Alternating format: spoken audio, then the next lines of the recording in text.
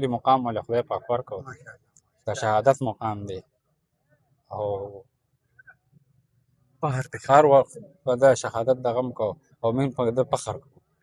دا زموږ د کور یو غټ فخر دی، زموږ د خاندان یو غټ فخر دی، زموږ د کور کلي، زموږ د کوڅې، د محلې، زموږ د ټول کلي غټ فخر دی. دا 3 میاشتې شوې چې نور راغلی، ما ورته ویل چې یاره اختر ته به ماله راځې، غټ اختر ده، غټ اختر کې زه یوازې یم او ماله به غټ اختر کې راځي. زه خپل فوج کې نایب صوبیدار یم، حاضر سرویس یم او ما سره به ډېر زیات پرون مقابل او زموږ سره خبرې شوې ده.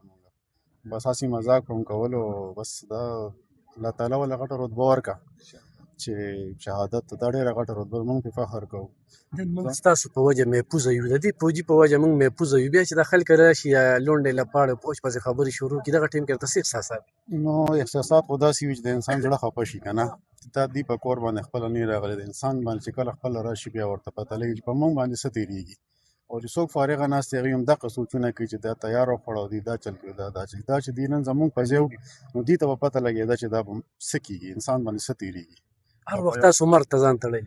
نو بس دا خو تړلی ژوند دی زموږ، خامخا ایني ټایم موږ داسې نشو دغه کېدی، لکه هر وخت موږ به تیار یو دې شي ته او په دې باندې موږ فخر کوو. موږ دا نه وایو چې موږ لکه غلط کار کوو، موږ فخر کوو، موږ په خپل وطن باندې فخر کوو، موږ په خپل هغه لپاره خپل جان هم قربان کوو. دې به سره میلاوېده داسې؟ نو ډېر به میلاوېده، یونټه کې داسې چېرته زما یونټه چینج وه، دوی چینج وه، خو موږ به خپل رابطه یو شان د ډېره کوله، ډېر ملګري مو ګپ شپ هم پکې. کوم ځای کې شهید شو؟ دې په ګنډي چوک کې شهید شو، دا بنو ته تلل او هلته کې بس خودکش وشو او هلته کې شهید شو.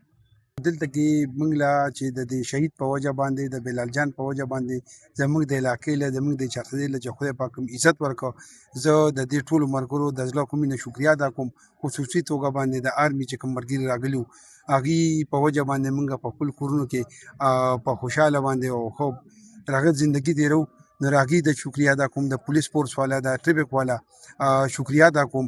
بس دا خو بلال جان یو ډېر زیات استاد یم په خپلو خبرو کې دا خبره وکړه چې دا ډېر ایماندار سړی و، نیک سړی و.